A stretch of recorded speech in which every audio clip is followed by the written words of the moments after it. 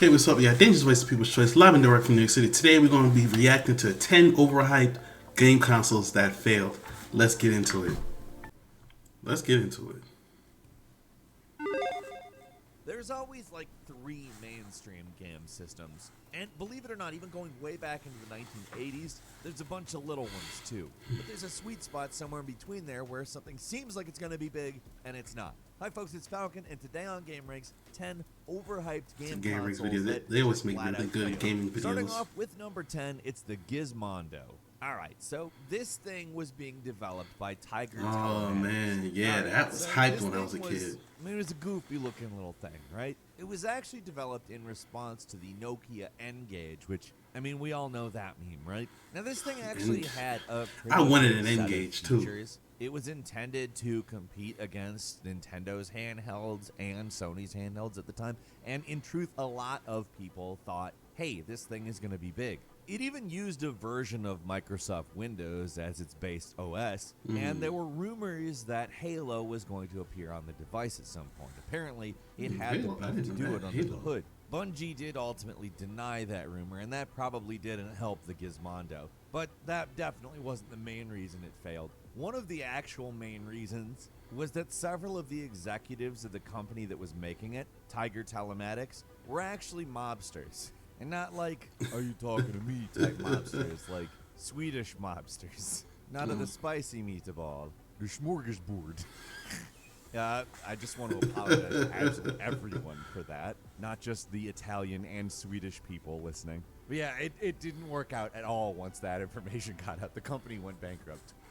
Wow, I And did not number know nine, that. The meme, the legend, the N-Gage. So I mentioned it in the last point. The N-Gage was I this wanted attempt this. to make a I phone wanted this. that was also a good handheld video game console. And a lot of people really believed in it because it has a kind of cool look to it. However, cool look doesn't necessarily translate into It was a terrible comfortable phone, or functional. and You can tell by the look of it that the game Gizmondo console, wanted to compete with it, but like, why? it was As a just game terrible. console, it's not comfortable to hold, and the buttons do not work how you want them to. As a phone, duh.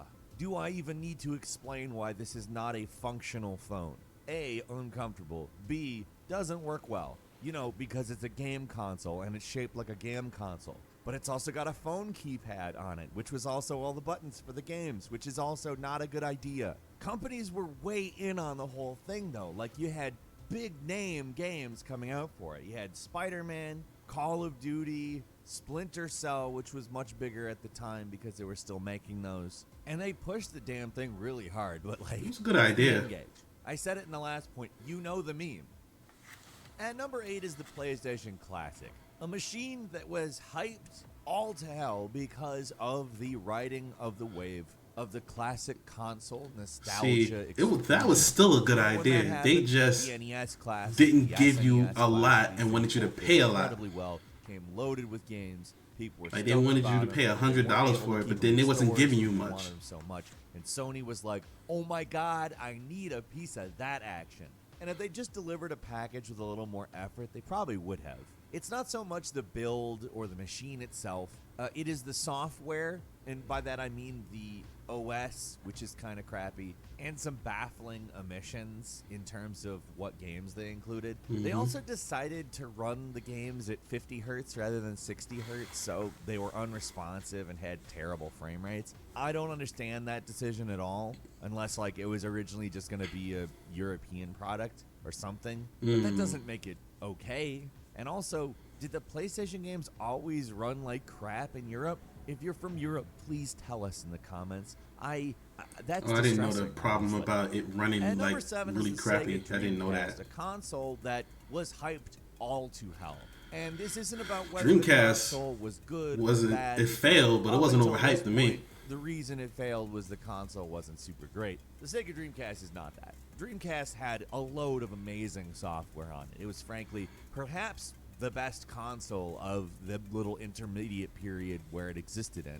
All of the Yes. software was unique, innovative, and ahead of its time. Yes. But perhaps that was the problem. Or perhaps it was the numerous mistakes that Sega had made throughout the 90s, not just having a successful console and letting it be, but constantly adding things onto it and then eventually putting out an inferior console that cost more. I mean, Sega really had not done well in terms of brand recognition by the end of the 1990s, and the Dreamcast wasn't exactly able to capitalize on goodwill, let's say.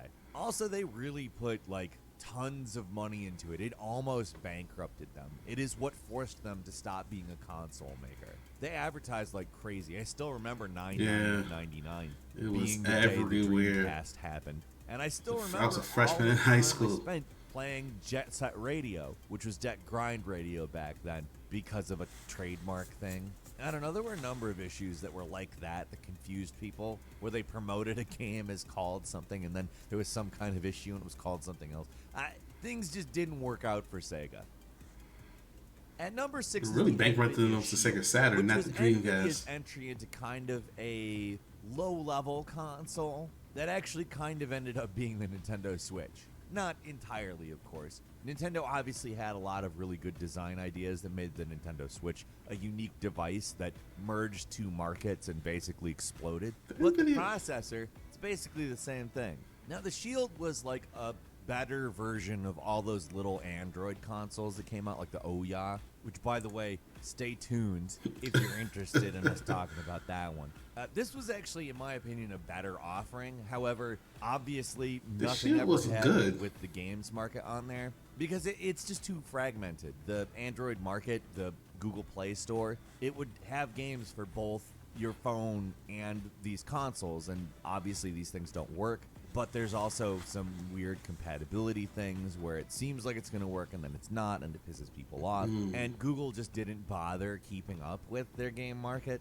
I suppose Nvidia could have probably made their own game market, but didn't. I heard that they everybody that had one, they liked it. Streaming as well, having the Nvidia Shield stream games off of your PC. That did not happen, to say the least. Like, game streaming isn't even really taken off in a version of it that you don't have to set up all of the hardware yourself. People are not into it yet. It's just not happening. It's just a combination of factors that made it so, wow, nobody wanted one of these.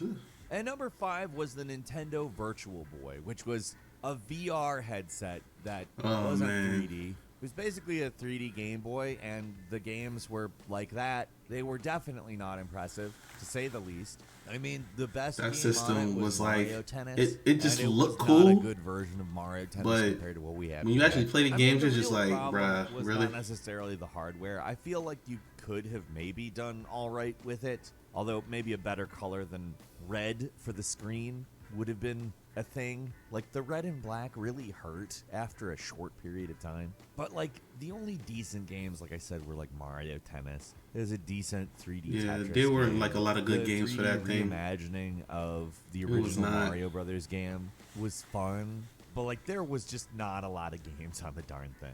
And it was expensive, and like I said, I knew one kid that had hurt it. your eyes. One.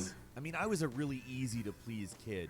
And when I tried one of those things out, I hated it. I outwardly just hated it. And I remember thinking, didn't they say this was the future? The future sucks. At number 4 was the Ouya. I didn't think it was bad, but I played one of the great games on it. Nvidia Shield, but not as good and funded by. I had this. That's the Ouya. I still have it. Didn't have the benefit of being attached to a large company with graphics cards that the game streaming thing could come out of, even though that didn't. The thing was, it was just underpowered. That wasn't even something they could do. They had all the same problems Shield had, a very limited store, and it was just underpowered. Not a lot of games that really took advantage of the fact that it was an actual console. And then what people just did was they put all the emulators on it. On top of that, they also really messed up in terms of delivering the product. Everybody who bought it got it like really late. It did not happen. A lot of people didn't get their joint. joint. Going to happen, and they never really took I got my joint when it was dead. I got mine for like $40.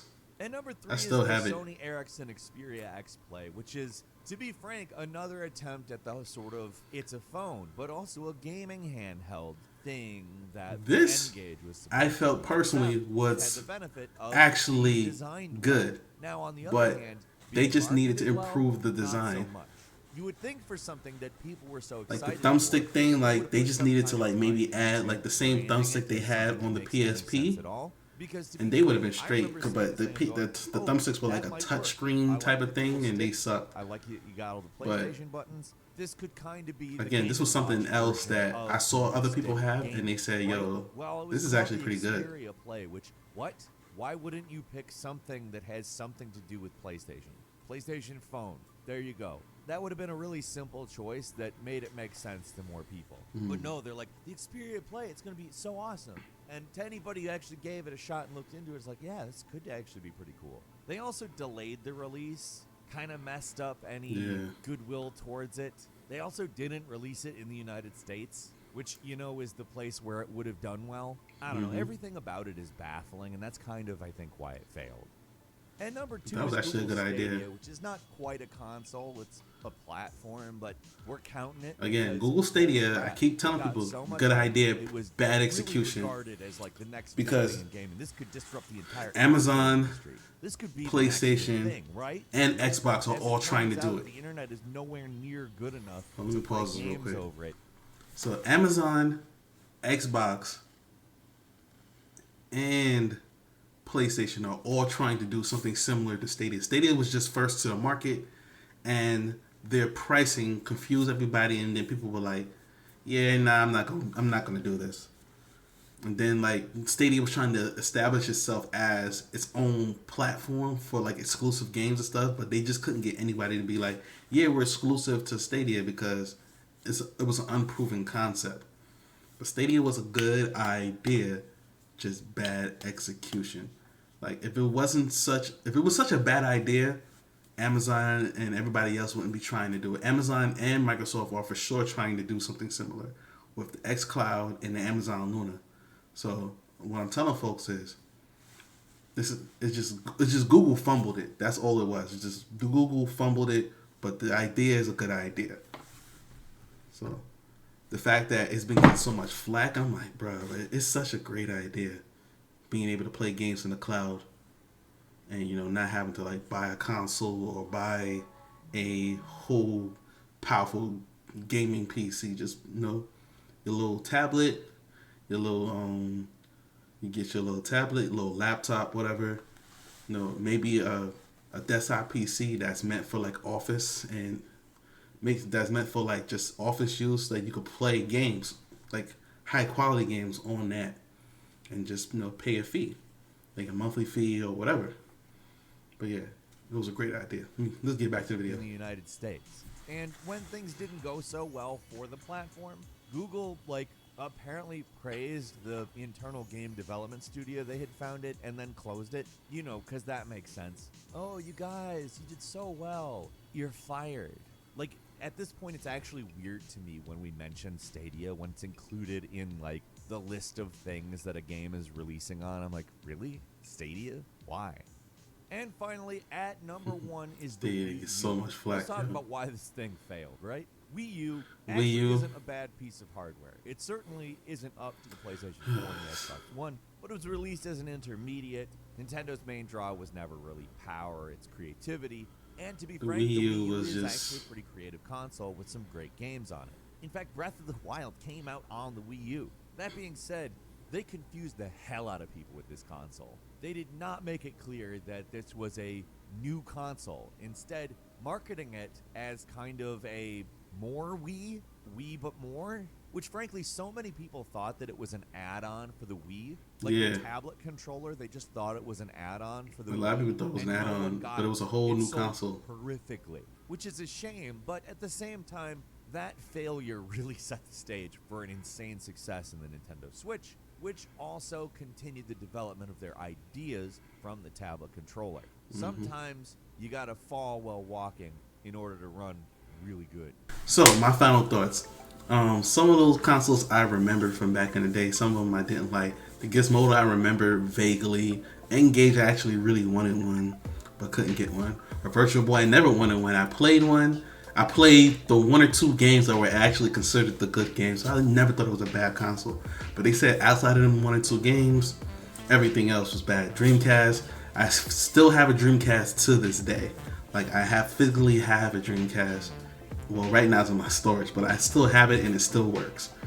They had the NVIDIA Shield, which almost everybody that's told me that they have one has enjoyed it, but they kind of use it as an add-on for their PC, or they kind of use it for like playing retro games. Like they throw a bunch of retro games on it, and they play and they do that. They play that, and they love it just for that. So maybe it was a commercial failure, but like but almost everybody that I know that has one, I know a lot of people that have one.